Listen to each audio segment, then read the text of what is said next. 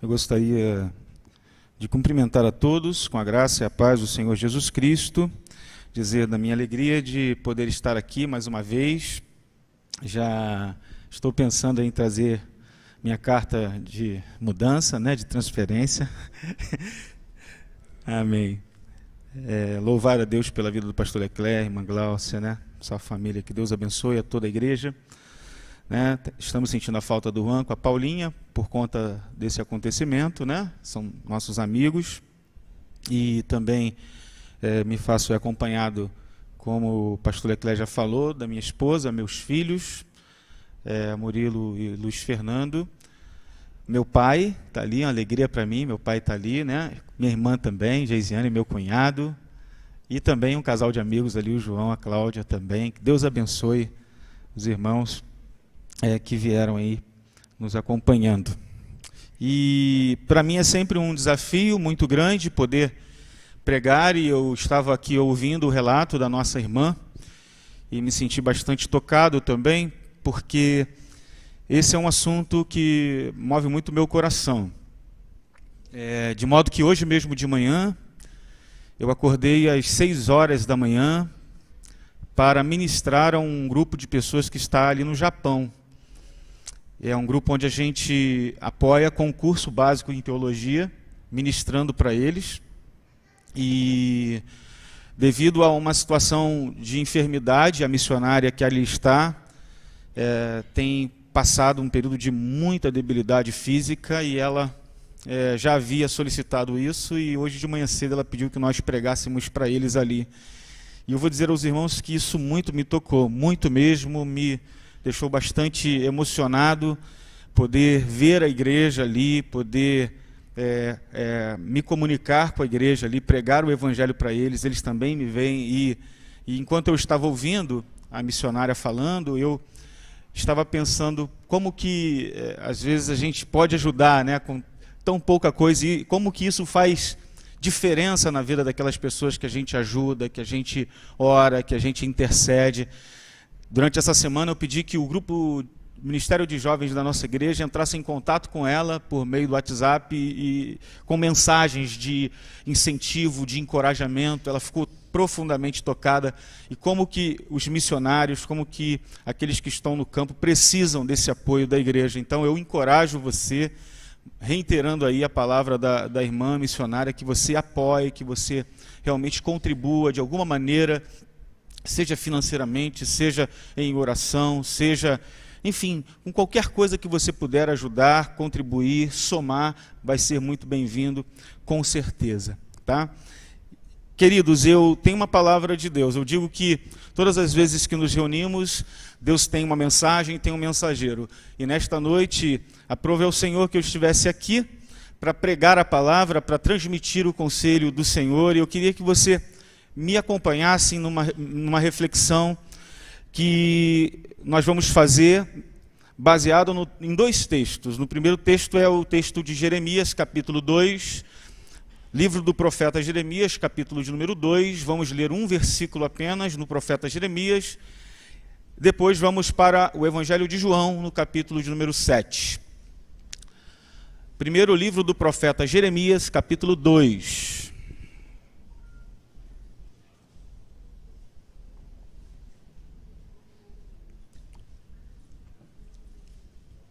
Enquanto você abre a sua Bíblia, abra também o seu coração para ouvir a palavra de Deus. Eu trago um abraço também da igreja, onde eu pastoreio, a Igreja Bíblica Congregacional Peniel, em Angra. Transmite um abraço para a igreja. Jeremias, capítulo 2. Vamos ler um versículo apenas e depois no Evangelho de João, capítulo 7. Diz assim a palavra do Senhor em Jeremias, capítulo 2, verso 13. Porque o meu povo cometeu 2 delitos. Eles me abandonaram a fonte de águas vivas e cavaram para si cisternas furadas que não retêm água. Talvez a sua versão mostre um pouquinho diferente e diz assim, talvez na sua versão, porque o meu povo fez 2 maldades.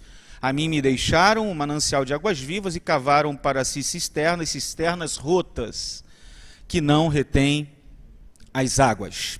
Amém? Agora vamos lá para João, capítulo de número 7. Vamos ler 3 versículos no Evangelho de João, capítulo de número 7. 3 versículos. São os versículos 37, 38 e 39. João 7, 37, 38 e 39. No último dia da festa, o dia mais importante, Jesus se colocou em pé e exclamou: se alguém tem sede, venha a mim e beba. Como diz a Escritura, rios de água viva correrão do interior de quem crê em mim.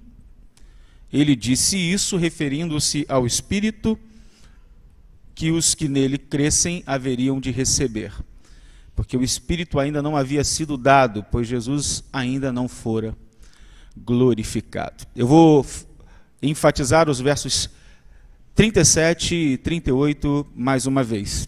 No último dia da festa, o dia mais importante, Jesus se colocou em pé e exclamou: se alguém tem sede, venha a mim e beba. Como diz a Escritura, rios de água viva correrão do interior de quem crê em mim. Amém. Que o Senhor possa falar aos nossos corações por intermédio da sua palavra, que é poderosa e abençoada por si só. Amém?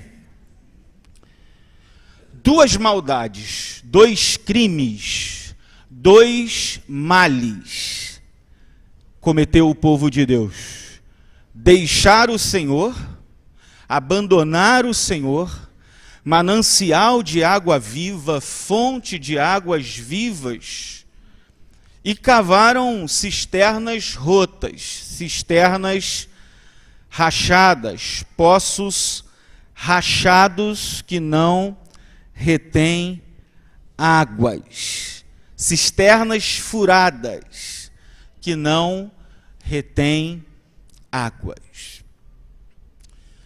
Nós já ouvimos em muitas pregações que a razão da existência humana não pode ser a simples busca pela felicidade. Fomos criados para a glória de Deus, argumentam alguns. E de fato, porém a palavra de Deus vai nos ensinar que a glória de Deus consiste em nos fazer pessoas felizes. Deus nos criou para sermos participantes de sua felicidade eterna. E desde a eternidade passada, a Trindade, Deus Pai, Deus Filho, Deus Espírito Santo, convive em plena felicidade. E Deus nos criou, queridos irmãos e irmãs, para sermos inseridos nessa alegria divina. Tanto que Ele nos criou à sua imagem e conforme a sua semelhança, como diz Gênesis. Assim fomos criados para sermos felizes. E eu me dou por satisfeito só com esse argumento. Só com esse argumento. Mas para fundamentar ainda mais a tese, eu cito a primeira pergunta do Catecismo de Westminster, que diz assim: qual é o fim supremo e principal do homem? Resposta baseada em Romanos capítulo 11, verso 36, 1 Coríntios 10, 31, Salmo 73, versículo 24 ao 26 e João 17, verso 22 ao 24. A resposta é essa. Para a pergunta, qual é o fim principal do homem? A resposta que eles encontraram foi essa: o fim principal do homem é glorificar a Deus e gozá-lo para sempre, ou alegrar-se nele para sempre. Deus nos criou, queridos, para sermos participantes de sua felicidade eterna. Entretanto, a nossa maior dificuldade de viver essa felicidade vem da inclinação que nós temos de abandonar a Deus como fonte de gozo, como fonte de prazer, e passar a buscar a felicidade onde não existe a menor possibilidade de encontrá-la. As águas que bebemos não nos satisfazem, os caminhos que por vezes escolhemos percorrer buscando na vida a felicidade, na verdade, nos deixam cada vez mais sedentos, cheios de nostalgia e cada vez mais vazios.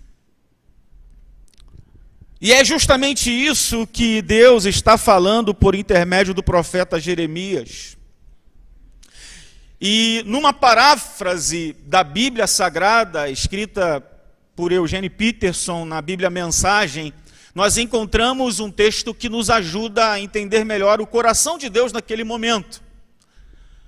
Eugene Peterson diz assim: por causa disso estou processando vocês. Dentro do contexto do versículo que nós lemos em Jeremias. Por causa disso estou processando vocês, decreto do Eterno. Apresentei denúncias contra vocês e contra seus filhos e netos. Olhem em volta. Vocês alguma vez já viram algo parecido? Naveguem até as ilhas do Ocidente e olhem. Viajem até o deserto de Quedar e observem. Olhem atentamente. Alguma vez já aconteceu de uma nação trocar seus deuses por objetos inúteis, que nem deuses são? Mas meu povo trocou minha glória por ilusões de ídolos, de pau oco e esquemas inúteis de deuses vazios. Fiquem alarmados, ó céus, diante dessa loucura que estão vendo. Levantem os braços dizendo: eu não acredito. Isso não pode estar acontecendo. É o decreto do Eterno. Meu povo cometeu um pecado duplo. Eles me abandonaram, eu, a fonte de água fresca. Depois cavaram cisternas que vazam, que parecem verdadeiras peneiras.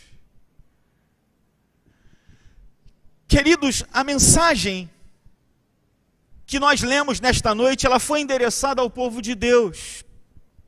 A igreja do Antigo Testamento, Deus usa Jeremias e diz: quando vocês eram mais jovens, me seguiam no deserto, vocês eram consagrados, vocês eram separados para mim, eram as primícias da colheita do Senhor, eu, o Senhor, protegia vocês. Agora, o que eu fiz a vocês? Que injustiça eu cometi para que vocês me abandonassem e seguissem aos ídolos? Eu não os tirei da terra do Egito, eu não guiei vocês pelo deserto, onde havia ermos, covas, sequidão e morte. Eu não introduzi vocês numa terra fértil, que mana leite e mel. Nós observamos aqui Jeremias colocando em oposição o Deus manancial e os ídolos cisternas rachadas. Jeremias profetiza ao povo de Deus para lembrá-lo da aliança que ele tinha com o Senhor. Havia um desvio, havia uma contaminação, havia um adultério espiritual, havia uma impureza, havia pecado de idolatria no meio do povo, havia infidelidade que traziam ao povo cada vez mais a sensação de vazio, de nostalgia. E Jeremias salienta a seriedade da situação do povo com Deus por meio da imagem do abandono da fonte e da construção de cisternas. O profeta diz que tudo além de Deus é cisterna, é poço rachado, pois Deus, somente Deus é capaz de prover água viva para matar a sede espiritual humana. Deus é o único manancial, a única fonte. Além de Deus, meus queridos, o homem e a mulher só encontram cisterna, ou cava para si mesmo cisterna, cisterna rota, quebrada, rachada, furada, que vaza, que não retém água. A temática aqui então é clara, a teologia aqui é cristalina. Abandonar a Deus, dizer não ao projeto de Deus para a vida, ser infiel ao compromisso de relacionamento um dia feito com Deus e depositar a confiança em qualquer outra coisa ou pessoa que não seja Deus, constitui-se em idolatria. E idolatria é pecado, e pecado gera morte e não gera vida. Quem vive dessa maneira, meus irmãos, abandonando a Deus para seguir seus ídolos, ele renuncia à vida de liberdade, ele renuncia à vida de satisfação para viver, se é que a gente pode chamar de viver, uma escravidão, um vazio. O sentimento de nostalgia na alma. E não tem jeito, ou a gente vive no manancial, ou a gente vive na cisterna. Ou a gente vive com Deus, desfrutando da presença de Deus, ou desfrutando dos nossos próprios ídolos.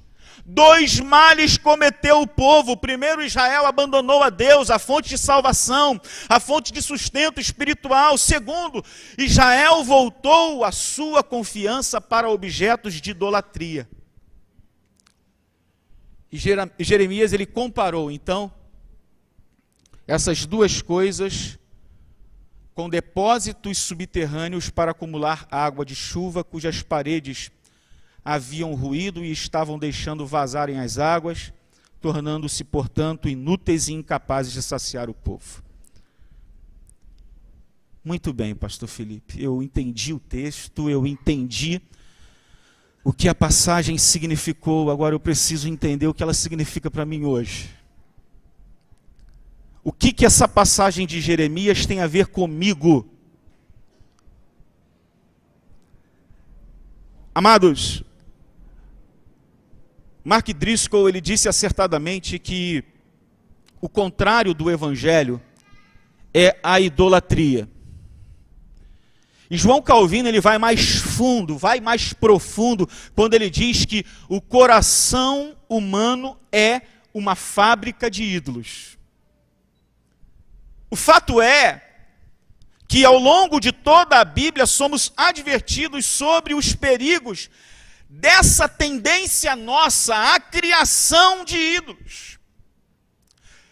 As raízes da idolatria, irmãos, remontam ao princípio da humanidade. Um dia, enquanto Adão e Eva, que amavam a Deus, andavam com Deus, se regozijavam em Deus como um manancial de água viva, como fonte de alegria e felicidade plena, Satanás, o enganador, aproximou-se deles e essencialmente lhes disse o seguinte: no fundo, não dá para confiar em Deus.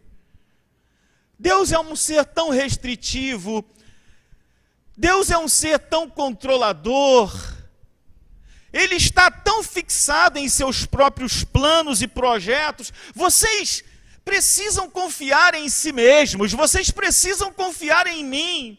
Vocês precisam ouvir a minha voz e assumir o controle da situação. Se de fato vocês querem ser felizes e garantir essa felicidade para o resto de suas vidas. Essas foram as palavras do inimigo. Essas foram as palavras do nosso algoz lá no Éden. Em outras palavras, a proposta da serpente era o abandono de Deus por meio de uma substituição do objeto de adoração.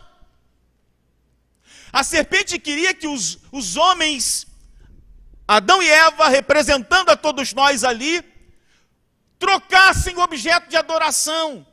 E no dizer de Paulo, nossos primeiros pais trocaram a glória de Deus, do Deus incorruptível, por ídolos. Por ídolos. O mandato da adoração exclusiva a Deus, irmãos, tem uma razão de ser. Deus, somente Deus satisfaz a sede espiritual do homem. E toda e qualquer coisa que colocamos no lugar de Deus, que captura a nossa mente, que captura o nosso coração, nós acabamos nos tornando servos dessas coisas. Nos tornando servos. E passamos a adorar essas coisas. Não há alternativa. Nosso objeto de adoração sempre será a principal influência dos nossos pensamentos, das nossas emoções, das nossas ações. E é claro, a nossa vida será reflexo dessas coisas. Os ídolos não são só imagens construídas, estátuas de madeira, de pau, de pedra ou de metal, mas objetos, pessoas, coisas, a quem nós dedicamos uma atenção fora do normal, uma atenção imoderada. Um ídolo é aquilo que damos importância, damos peso, glória, de tal maneira que se aquilo nos faltar, nós desfalecemos. Isso é um ídolo.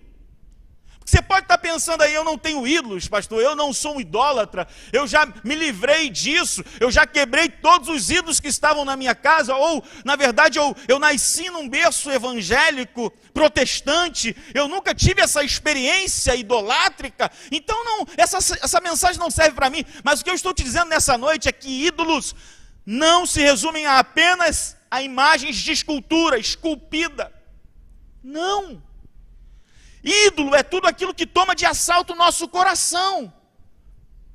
A essência da idolatria está em sacrificarmos o nosso amor por Deus, absoluto, que deveria ser a nossa primeira e maior busca para corrermos para os braços de falsos amantes, nesse caso, os ídolos que nós mesmos fabricamos ao longo da nossa vida. E muitas coisas podem ser ídolos na nossa vida, gente. E essa é uma realidade radical. Todos os homens do planeta são adoradores, todas as mulheres do planeta são adoradoras, logo como o coração humano foi criado para adorar alguém exterior a si próprio, ele está continuamente à procura de um lugar para repousar a sua adoração. Precisamos de alguma coisa ou alguém para nos sentirmos em paz, felizes ou satisfeitos. Precisamos de alguma coisa fora de nós. E pasmem os irmãos, a idolatria, ela é o pecado que está por trás de todos os outros pecados. A gente costuma chamar de pecado de raiz, que na verdade dá origem a todos os pecados da superfície.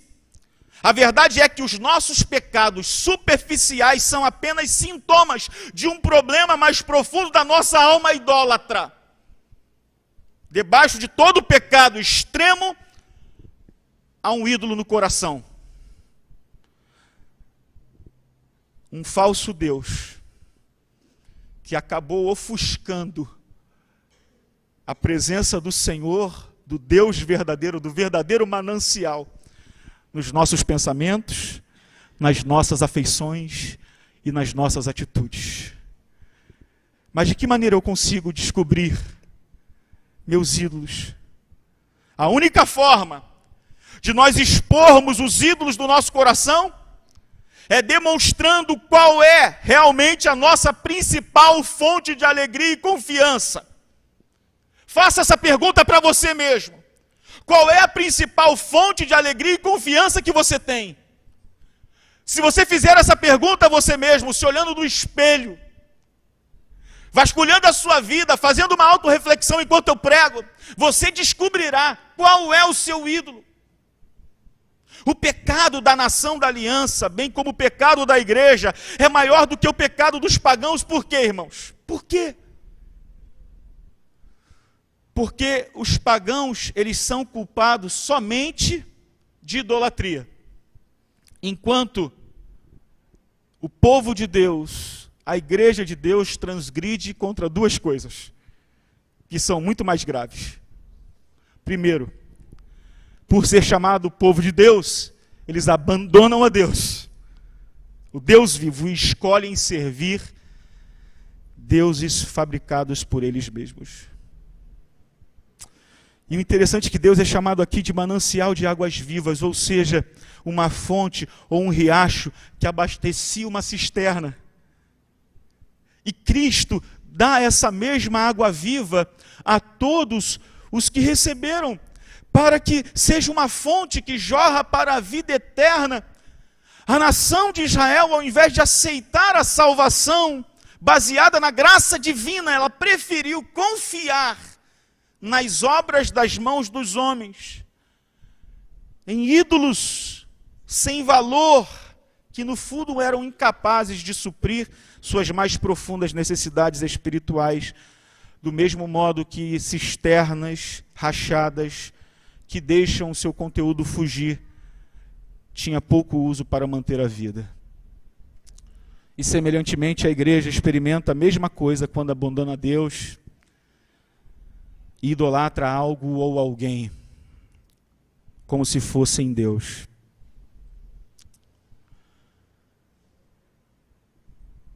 Há três coisas que precisamos fazer em relação ao pecado de idolatria na nossa vida. Primeiro, a gente tem que conhecê-lo, vê-lo. Segundo, a gente precisa admiti-lo, confessar que eles estão ali. Em terceiro lugar, nós precisamos nos afastar deste pecado. E a forma de lidarmos com o pecado de idolatria é arrependendo-nos e crendo no Evangelho. Quanto mais nítida é a sua perspectiva do seu pecado, mais você irá a Cristo como um pecador sedento. Quanto mais nítida for a percepção da sua pecaminosidade, você irá a Jesus para encontrar purificação mais profunda, mais vida, mais alegria, por meio do Espírito Santo, do lavar regenerador do Espírito. E é exatamente isso que nós encontramos no segundo texto que nós lemos. Quanto maior for a percepção do nosso pecado, nós iremos correndo para Jesus, porque a gente vai descobrir que somente Ele pode saciar a nossa sede. E quando a gente vê Jesus como fonte, nós recebemos duas promessas se nós formos a Ele. E é exatamente isso que nós encontramos em João capítulo 7, versículo 37, 38 e 39, que eu passo a ler mais uma vez para vocês, que diz assim: no último dia da festa, o dia mais importante, Jesus se colocou em pé e exclamou: se alguém tem sede, venha a mim e beba. Como diz a Escritura, ele estava se referindo a Isaías: rios de água viva correrão do interior de quem crê em mim. E ele disse isso referindo-se ao Espírito que os que nele crescem haveriam de receber. Amados, se há uma passagem, ou se há passagens da Bíblia Sagrada que deveriam ser escritas com letras garrafais e letras de ouro, essa é uma das passagens que precisavam ser escritas assim. A revelação desse texto é maravilhosa. Jesus nos ensina algo tremendo e profundo aqui. Esse texto que a gente acabou de ler é uma das passagens mais belas da Bíblia. E num dia tão importante, no último dia de 7 dias de festas, Jesus se levanta e apresenta aos seus discípulos e a todos os que ali estavam 3 coisas extremamente importantes da mensagem do Evangelho. A primeira coisa que ele apresenta é a condição do homem pecador, como a gente falou aqui. A segunda coisa que ele apresenta é a solução que nós encontramos somente em Jesus e em nenhum outro lugar. E a terceira coisa, nós encontramos uma promessa dupla de Deus àqueles que se rendem a Cristo. E é exatamente isso que eu quero falar para a gente fechar a nossa mensagem hoje. O primeiro aspecto que nós encontramos está no versículo 37, onde ele diz, Jesus diz, se alguém tem sede. Percebam que a sentença ela é condicional e mostra a realidade do homem em seu estado de pecado. Sim, queridos, sim, a gente precisa reafirmar isso categoricamente, que dentro de nós há sim uma nostalgia, há sim uma sede. Nós sentimos falta de algo que nós não conseguimos definir com clareza o que é. Nós não conseguimos definir. O fato só se explica quando nós, em contato com as Escrituras, descobrimos que sentimos falta da única fonte que pode realmente nos satisfazer e nos fazer felizes de verdade. Deus. Há um vazio dentro do coração humano do tamanho de Deus que nada e nem ninguém nesta vida consegue preencher. Eu costumo chamar de uma espécie de quebra-cabeça. O espaço do quebra-cabeça do nosso coração só consegue ser preenchido com Deus, e a gente tenta colocar outra coisa e não consegue encaixar. Porque só Deus consegue preencher o coração humano. Só Deus preenche. Porém, somente aquele que reconhece a sua sede, somente aquele que reconhece a sua carência, o seu vazio, a sua necessidade, a sua condição, conseguirá dar um próximo passo. Se você não reconhecer isso, não tem como você ir. E um segundo aspecto que a gente observa aqui é que nós temos que dar o segundo passo, temos que ir à fonte, porque ele mesmo diz, pelo convite que faz nesse último dia da festa, ele diz assim, se você tem sede, ele continua, venha a mim e beba. Beba. Veja que a única solução apresentada por Jesus é a condição sedenta do homem, é irmos a Ele para beber da água que Ele provê. A única fonte é Ele mesmo.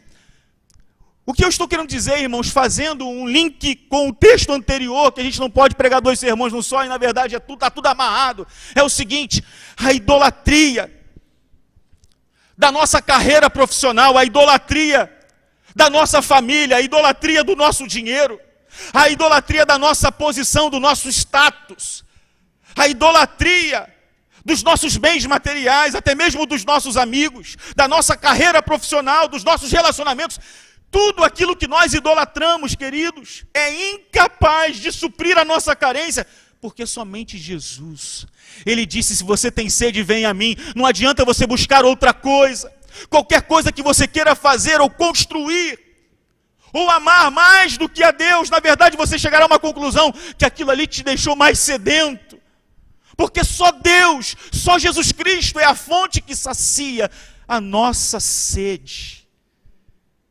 Alguém disse uma vez, se referindo às Escrituras, e são as Escrituras que nos falam da nossa condição e de quem Cristo é, de que as Escrituras é como um coco de casca dura que guarda dentro de si um líquido precioso que sacia a sede do romeiro cansado, e romeiro cansado somos todos nós, e nós temos que urgentemente pegar o facão que seja capaz de quebrar esse coco, para que a gente beba o líquido precioso que ali está, e a nossa sede seja saciada. E nesta noite Deus está falando contigo, se você está como o romeiro cansado, caminhando por essa vida, indo de um lado para o outro, tentando saciar a sede em lugares, em fontes que não retêm águas, Deus nessa noite está te dizendo, eu sou o manancial de águas vivas. Venha a mim, disse Cristo. Se você tem sede, venha a mim e beba. Apenas o relacionamento com Jesus, apenas a graça que Jesus dá, apenas o perdão que Jesus dá, a salvação que Ele providencia para a nossa vida, na sua morte, ressurreição, vida, morte e ressurreição, são capazes de trazer a paz e a satisfação plenas que nós tanto almejamos. E que haja confissão aqui, que haja honestidade entre nós. Nós nos vendemos por muito pouco. Nós acreditamos em qualquer mesquinharia como se ela fosse suficiente para nos saciar. E acabamos mais arrasados, mais frustrados. Nós tentamos multiplicar os nossos prazeres criando ídolos, aumentamos a nossa posse material, estudamos um pouquinho mais, fazemos um pouquinho mais de hora extra, planejamos a carreira profissional, sonhamos com o casamento perfeito. Tudo que pensamos para que um dia sejamos plenamente satisfeitos, realizados e felizes. Grande engano. Todas essas coisas, quando se tornam um fim em si mesmas, tornam-se ídolos, que acabam nos afastando cada vez mais da única fonte possível de alegria real, de amor real, de sonho real. Porque água viva, aquela que não deixa a gente mais ter sede, novamente, é somente aquela que vem do alto, somente aquela que vem do Pai das luzes, que o Senhor provê. A água que sacia a alma tem de vir do céu, tem de vir da fonte do manancial divino. E não é fácil você chegar para um grupo de pessoas, por exemplo, e dizer isso. E um dia eu estava reunido com um grupo de discipulados de casais que a gente ministra para eles. E eu olhei bem nos olhos, a irmã falou dos olhos, né? Eu pedi que eles olhassem bem nos meus olhos. E eu disse para eles assim: vocês acham que serão felizes quando vocês crescerem? Você nasce, né? Cresce, se torna um adolescentezinho. Não, eu vou ser feliz quando eu sair da minha casa, morar sozinho, ter a minha independência financeira. Eu vou ser feliz quando eu cursar a minha faculdade. Eu vou ser feliz quando eu encontrar uma mulher, aquela mulher dos meus sonhos, e me casar com ela. Eu vou ser feliz de verdade quando eu entrar pela igreja vestida de véu e grinalda, toda de branco, e encontrar aquele homem perfeito me esperando lá na frente. Eu vou ser feliz, na verdade, quando eu conseguir construir a minha casa própria. Eu vou ser feliz quando eu conseguir um emprego público. Eu vou ser feliz quando eu conseguir ser um empresário e deixar de ser empregado. Eu vou ser feliz quando eu ganhar bastante dinheiro. Eu vou ser feliz, na verdade, quando eu for pai. Porque eu acho que o que está faltando é ter uma criancinha entre nós, porque é isso que vai me trazer felicidade. Eu vou ser feliz, na verdade, quando eu ver meu filho crescendo, projetar nele aquilo que eu não consegui ser. Quando eu perceber o meu filho sendo aquilo que eu não consegui ser, eu vou ser uma pessoa feliz e realizada. Meus queridos, essa é a nossa busca frenética. Não, eu vou ser feliz quando eu for avô. Quando eu pegar no braço o meu neto, poder beijá-lo, poder curti-lo. Aí sim eu vou ser feliz. Não, eu vou ser feliz quando eu me aposentar. Porque até então está sendo muito difícil para mim, uma luta tremenda. Eu vou ser feliz quando eu me aposentar. Queridos, lê do engano. Porque nada disso em si mesmo é capaz de nos trazer felicidade. Nada, absolutamente nada disso. Mas se você tiver Jesus no seu coração, todas essas coisas serão amadas e serão muito bem-vindas, porque o Senhor te trará uma satisfação que não depende dessas coisas. A sua satisfação está no Senhor. A sua alegria está no Senhor. E se essas coisas faltarem, você não vai se desesperar, porque eles não são ídolos na sua vida. Nada disso vai te tirar a paz ou te tirar o desejo de viver. Sabe por quê? Porque a sua vida está pautada, centrada, fundamentada, solidificada em Cristo Jesus e em nada mais. E como disse Abacuque, você vai dizer bem forte: se faltar qualquer coisa, falta tudo, falta isso, falta aquilo, falta alimento, falta o que for, todavia eu me alegrarei no Senhor e exultarei no Deus da minha salvação. não? Ele é a fonte. Somente Ele é a fonte da minha alegria e do meu prazer. Eu concluo dizendo a terceira coisa que esse texto nos mostra. Jesus disse assim: aqueles que têm sede, percebem que têm sede, percebem esse vazio, vem a mim. Ele faz o convite. E ele faz uma promessa. Aqueles que vêm a mim porque creram em mim, do seu interior fluirá um rio.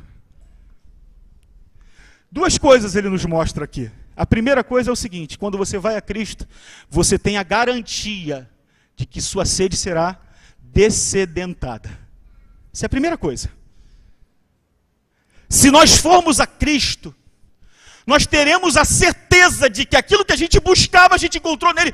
Meu querido, aqui nós temos quantas pessoas mais ou menos? Umas 150, 200, 300, não sei, 400, não sei. Mas vocês não são tolos. Nós não somos tolos, ao ponto de continuarmos seguindo alguém que de fato não sacia a nossa sede. Se nós estamos aqui, se nós estamos servindo a Deus há tanto tempo, se nós temos visto cada vez mais pessoas se achegando, se rendendo a Cristo, encontrando sentido para a sua vida em Cristo, é porque Cristo é de fato a fonte que sacia a sede de cada um de nós.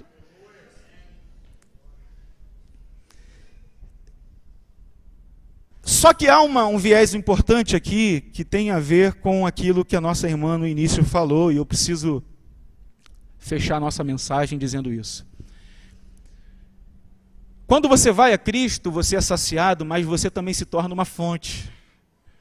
Como a mulher samaritana. Aquele diálogo, né? Maravilhoso. Jesus pede um pouquinho d'água. Me dá um pouquinho d'água? Olha lá. Como é que pode você me pedir água? Eu sou mulher samaritana. Você é judeu. Nós não nos falamos. Olha o que Jesus fala. Se você soubesse quem é que está te pedindo, é você que pediria. E ele, ou seja, eu mesmo, te daria água viva. Ela, como assim? Você não tem com que tirar água, você não tem pote, você não tem balde, você não tem nada. Olha só, a água que eu tenho para te dar não é essa que você tira do poço, porque você pega dessa água, você bebe dessa água, mas amanhã você tem que voltar aqui, sabe por quê? Porque ainda que esse poço seja um poço histórico, ele é um pote rachado, uma cisterna rota. Porque a água que você bebe te dá sede depois para você voltar novamente.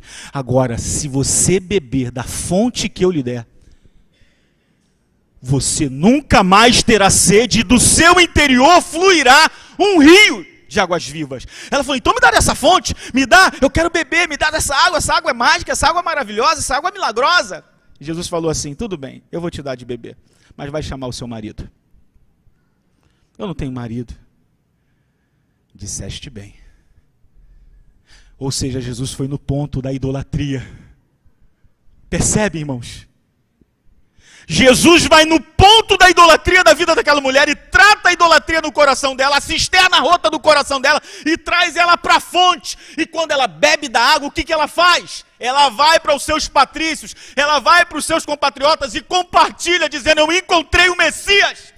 Ela se torna uma fonte a jorrar água para todas as pessoas que estão em seu entorno. É exatamente isso que Deus quer fazer com você. Eu convido você a ficar de pé nesse momento. Nós fomos criados para a glória de Deus. E a maior glória de Deus é que seus filhos sejam felizes. Deus tem prazer em nos conduzir às águas de descanso que refrigera a alma. É absolutamente inútil, queridos irmãos e irmãs, buscarmos noutra fonte, em cisternas rotas, poços rachados que não retêm águas. Curve a sua fronte, por favor.